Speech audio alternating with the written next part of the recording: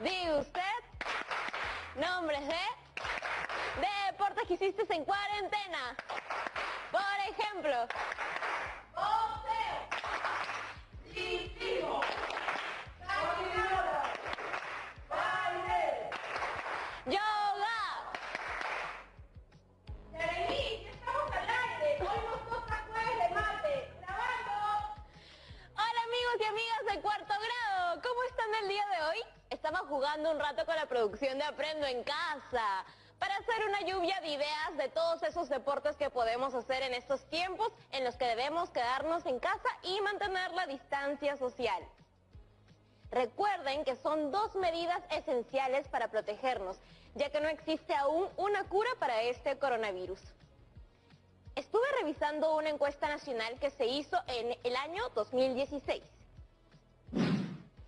Y resulta que solo el 39% de peruanos y peruanas realiza algún deporte. Eso significa que de cada 10 personas, más o menos solo 4 realizan un deporte. Los que no practican deportes señalan que es porque no les alcanza el tiempo. Encontrar momentos libres en el día es difícil y hay muchos factores que pueden influir. A veces hay demasiado trabajo, muchas tareas o tal vez el tráfico en la ciudad es excesivo que nos agota. También encontré otra encuesta sobre qué cosas dejamos de hacer las personas de la ciudad en la que vivo por el tema del tráfico. Como ven en la gráfica en pantalla, está presente la estadística por edades. La generación Z señala que deja de estudiar por las consecuencias de pasar tiempo en el tráfico. Y todos los mayores de 25 coinciden en que sobre todo dejan de pasar tiempo en familia por el mucho tiempo que pasan en el tráfico. ¿Notaron que poder hacer deporte es una de las actividades menos priorizadas por las personas encuestadas? Volvamos a la gráfica. ¿Lo ven ahora? En promedio, solo el 17% de encuestados señalaron que el tráfico les quita tiempo para hacer deporte.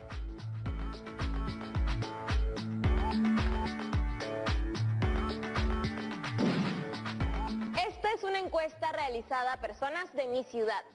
¿Creen ustedes que en las ciudades y comunidades donde viven estas estadísticas serían distintas o muy parecidas?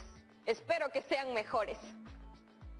Siempre es difícil darnos un tiempo para ejercitarnos, pero los resultados en nuestra salud son innegables. Así que tal vez valga la pena sacar tiempo de donde parece que no lo hay. Vamos a llamar a nuestra querida profesora para que nos ayude el día de hoy. Hola, profesora Angélica Carguaz. Bienvenida a Aprendo en Casa. Gracias, Yaremis. Saludos a todas y todos los estudiantes de cuarto de secundaria que nos ven. ¿Cómo va todo, profesora? Pues me duele un poco los músculos, porque hoy, por estar con apuro, hice actividad física sin calentamiento. Y creo que por eso los dolores. ¿Y qué estuvo haciendo, profesora Angélica? Si se puede saber. Ah, bueno. Yo ando viendo unos videos de baile con diversas rutinas aeróbicas, al ritmo de bailes latinos como bachata, salsa, merengue, cumbia, entre otros. Ah, su profesora, qué buena. ¿Y cómo se animó a empezar este deporte? Como hay que protegernos del virus, obvio no podemos ir a gimnasios ni a clases presenciales. Yo la verdad no tengo ni pesas, ni máquinas, ni pelotas, ni nada de esas cosas en mi casa.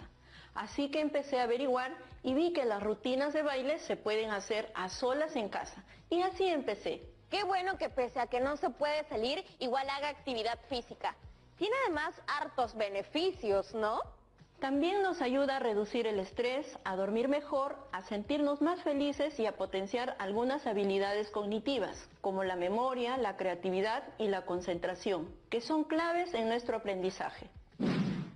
También nos ayuda a reducir el estrés, a dormir mejor, a sentirnos más felices y a potenciar algunas habilidades cognitivas, como la memoria, la creatividad y la concentración, que son claves en nuestro aprendizaje. Me acaba de dar una idea. Justo con mis amigos y amigas de cuarto grado han hecho una encuesta a padres y madres de familia para saber las consecuencias que tiene el tráfico en su salud. Como para muchos es necesario enfrentarse al tráfico de cada día, tal vez el deporte en casa o en parques pueda ser una opción para balancear un poco su situación. Claro, el deporte tiene grandes beneficios, eso está comprobado. Pero bueno, cuéntame un poco sobre las encuestas que han estado haciendo las y los estudiantes. ¿De qué tratan? Bueno, consisten de una muestra de personas de su comunidad educativa, conformada por padres, madres, maestros y estudiantes de secundaria. Y así identificaron cuánto tiempo pasan en el tráfico y qué consecuencias tiene esto en la salud.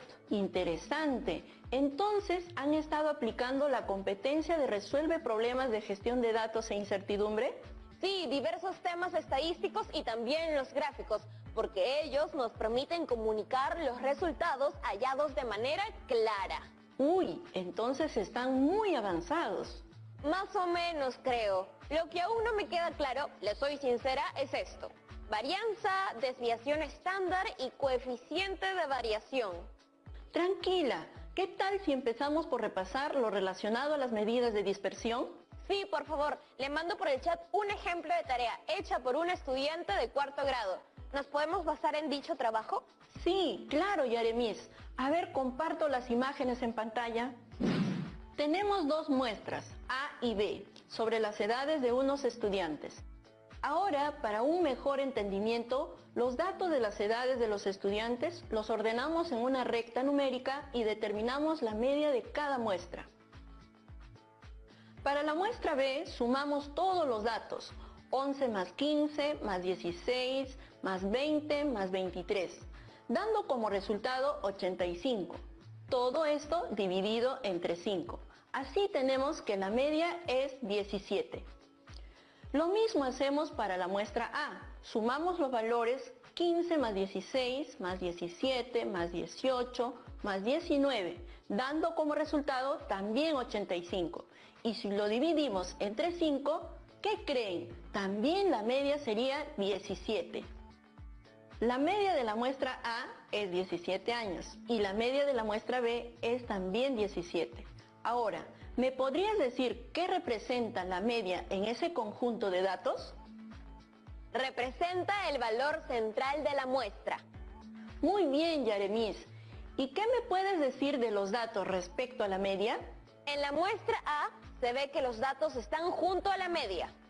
En la muestra B se ve que los datos están un poco más alejados del valor de la media. Así es. Y al ver eso, podemos decir que los datos se encuentran dispersos, que hay una variación de datos respecto a la media. Ah, ahora sí entiendo. Es verdad, hay casos de los chicos que están recontra alejados del colegio, profesora. Entonces diríamos que es un dato muy disperso con respecto al colegio. Estas medidas las volveremos a estudiar. Son medidas de dispersión. Y son varias medidas, profesora. Pero ahorita solo me acuerdo la del rango o recorrido.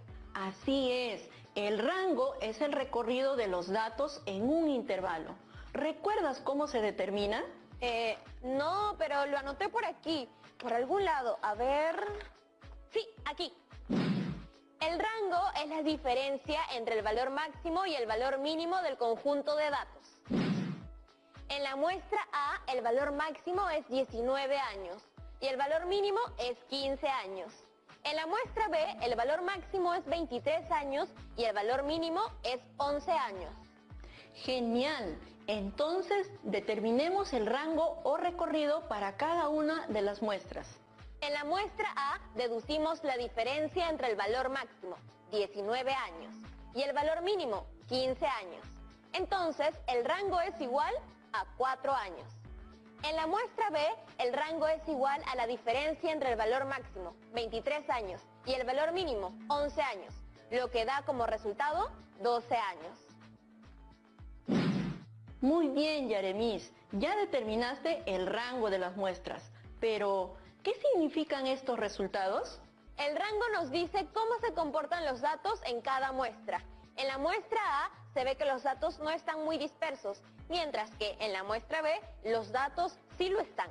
Efectivamente, mientras mayor sea el rango, más dispersos están los datos. Profesora Angélica, la verdad es que está fácil para los datos simples, Pero para el caso de la investigación de los chicos y chicas de cuarto respecto a la variable uso de horas empleadas en desplazamiento, en el que los datos están agrupados, ¿cómo se determina el rango o recorrido?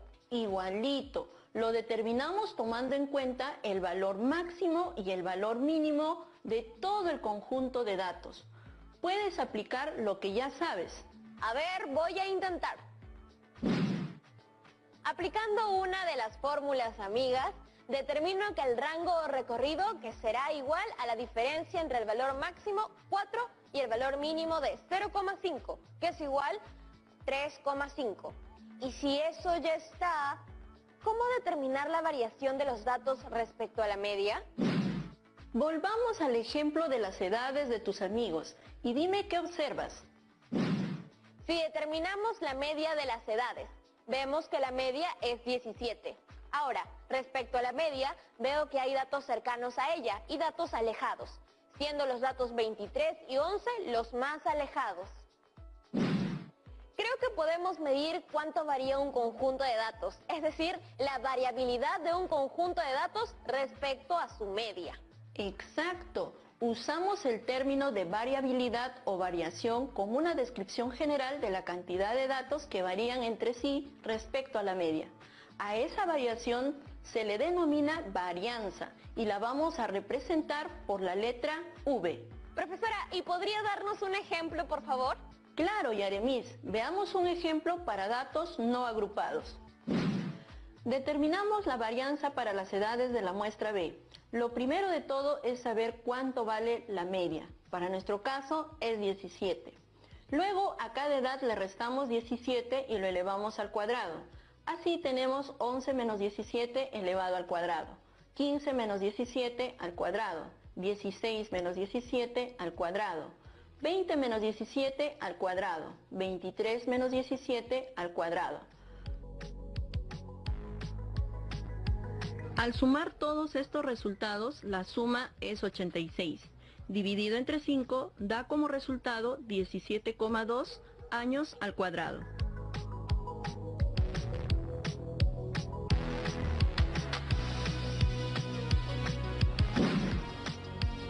Profesora Angélica, un momento. Eso es para datos no agrupados, pero para datos agrupados, como en el caso de nuestro estudio, ¿qué necesitamos para determinar la varianza de la muestra?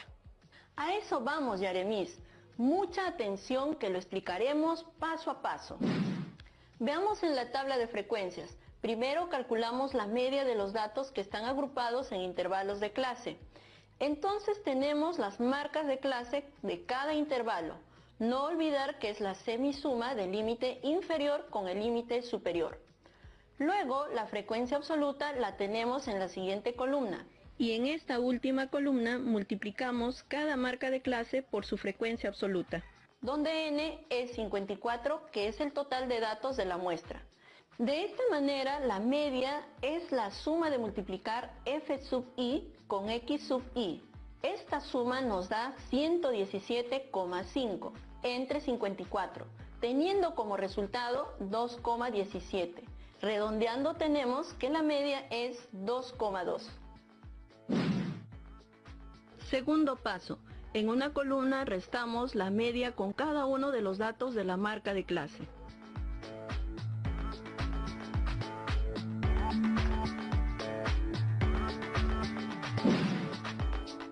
Tercero, agregamos otra columna y sería el cuadrado del resultado anterior, es decir, el cuadrado de la diferencia de la media con cada uno de los datos.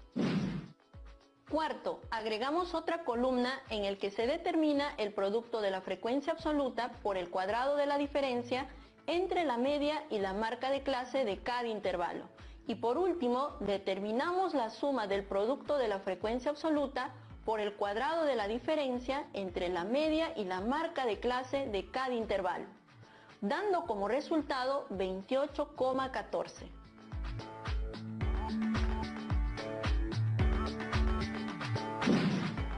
¡Wow, profesora! ¿Y ahora qué hacemos? Espere, mejor hay que tomarnos un descanso para estirar un poco las piernas, despejar la mente y tomar agua. ¿Ya volvemos?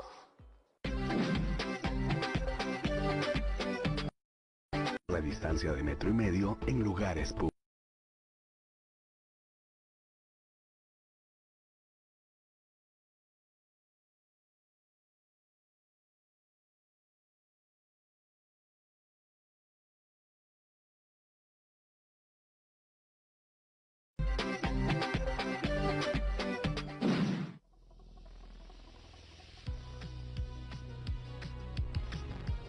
Ya, profesora Angélica, ahora sí, estírese como si fuera a tocar el cielo. Estire, estire, estire, lo más que pueda. Ah, suya Eunice, está bueno este estiramiento. Ahora hay que desesperezarnos como si acabáramos de despertar y bajar los brazos.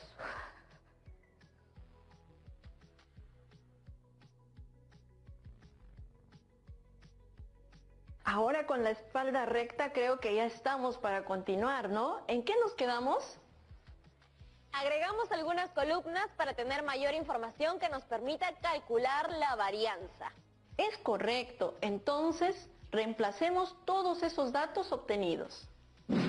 La varianza es igual a la suma del producto de la frecuencia absoluta por el cuadrado de la diferencia entre la media y la marca de clase entre la cantidad total de datos, que es la cantidad de padres de familia que son parte de la muestra.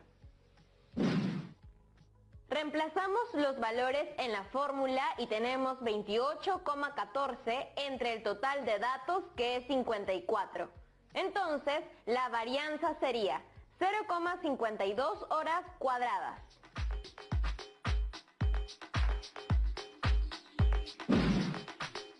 Muy bien, recuerda que la varianza mide qué tan dispersos están los datos alrededor de su media. Ya sabes que cuando los valores tienden a concentrarse alrededor de su media, la varianza será más pequeña. Y si los valores se distribuyen lejos de la media, la varianza será más grande. Ah, pero ojo, a que estas salen en unidades cuadradas luego de aplicar la fórmula. Ah, claro, porque la media de mi muestra es 2,2 horas, pero la unidad de la varianza se está expresando en unidades cuadradas. ¿Y cómo las convierto? Para no trabajar con unidades cuadradas, se trabaja otra medida de dispersión. Me refiero a la desviación estándar. Sí, yo he escuchado sobre la desviación estándar, pero no recuerdo muy bien de qué va. Recordemos, la desviación estándar es la medida de variación de los datos de una muestra con respecto a la media y está expresada en las mismas unidades que los valores originales. Para determinar la desviación estándar debemos sacar la raíz cuadrada de la varianza. Esto se hace para compensar la elevación al cuadrado que se realizó al determinar la varianza. Ah, ya, claro. ¿Y cómo se determina? Hay su buena fórmula, seguro. Exacto, ya sabes cómo funciona esto. Las fórmulas nos ahorran mucho tiempo. Tiempo que podemos usar para hacer deporte o ejercicios físicos en casa. Aunque a veces da curiosidad saber cómo se llega a esas fórmulas, ¿no? Es verdad, pero ahora, volviendo a la desviación estándar, te comparto la fórmula para hallarla, ¿sí? Primero debemos determinar la suma del producto de la frecuencia absoluta por el cuadrado de la diferencia entre la media y la marca de clase de cada intervalo entre la cantidad de datos de toda la muestra. Ya, ¿y luego qué? ¿Qué sigue? Segundo, reemplazamos en la expresión S igual a la raíz cuadrada de la suma del producto de la frecuencia absoluta por el cuadrado de la diferencia entre la media y la marca de clase de cada intervalo entre la cantidad de datos de toda la muestra. Ok, profesora, pero abajo veo otra fórmula. Sí, tiene la misma función.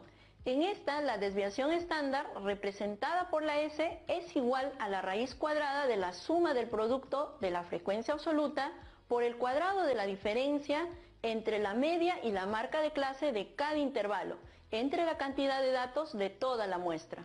Ah, pero yo solo veo la raíz cuadrada de V. Parecen distintas, pero si analizas bien las expresiones, te darás cuenta de que no lo son. No veo nada que no sea la raíz cuadrada de V. A ver... Voy a analizar de nuevo.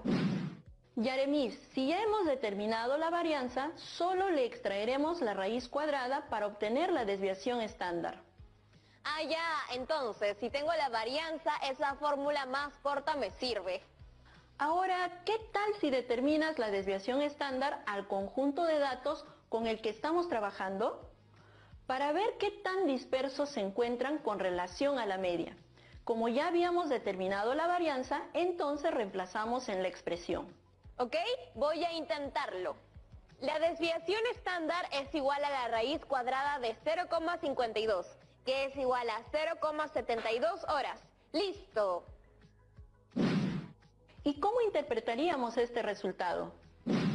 Siendo el promedio 2,2, eso no significa que todos los datos sean 2,2, sino que unos serán mayores y otros serán menores a este valor. La desviación estándar nos indica qué tanto se alejan los datos con respecto a 2,2. Unos se alejan más y otros se alejan menos, pero en promedio se alejan 0,72 unidades.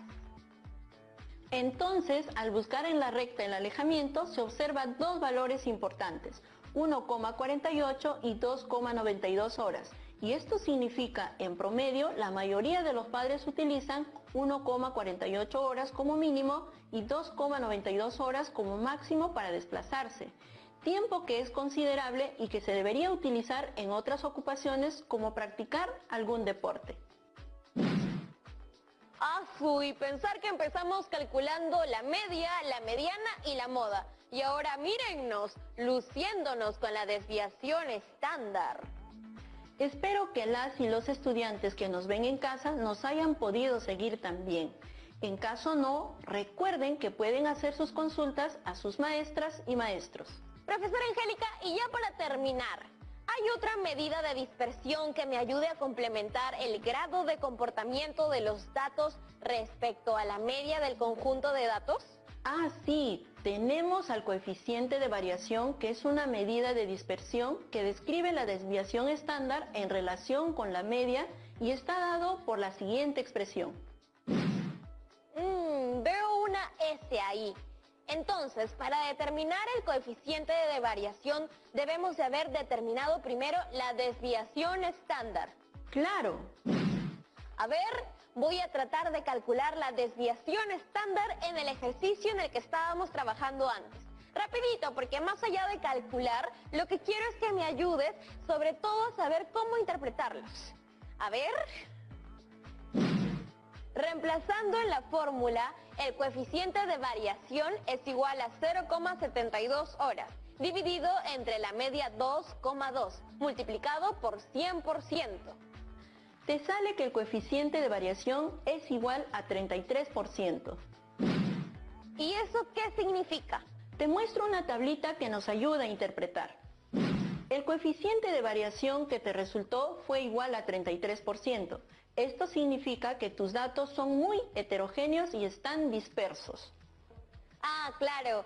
Según esa tablita, serán muy homogéneos los datos si el coeficiente de variación está comprendido entre los valores de 0 a 10%. Profesora, ahora sí, en vez de jugar, tengo un par de preguntas de los estudiantes. Va la primera.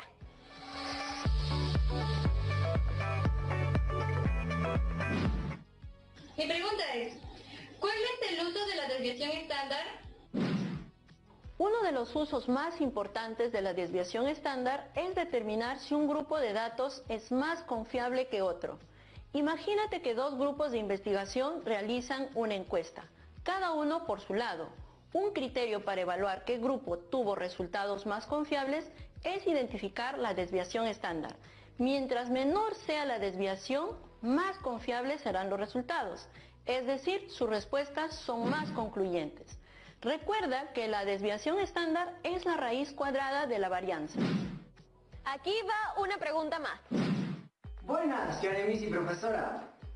Saludos desde mi región Junín, provincia de Huancayo. Y mi pregunta es, ¿qué recomendaciones tienen para que podamos aprender a hacer estos cálculos?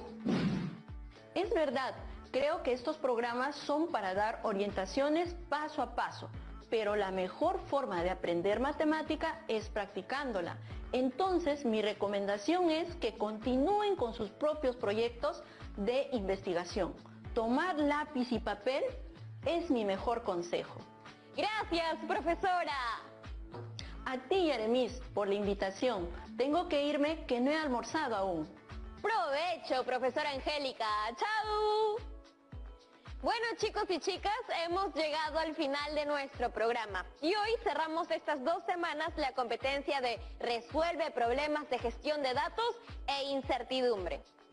Hoy aprendimos sobre las medidas de dispersión como el rango, la varianza, la desviación estándar y el coeficiente de variación. Recuerda elaborar tu infografía con lo producido estas 2 semanas y guardarlo en tu portafolio.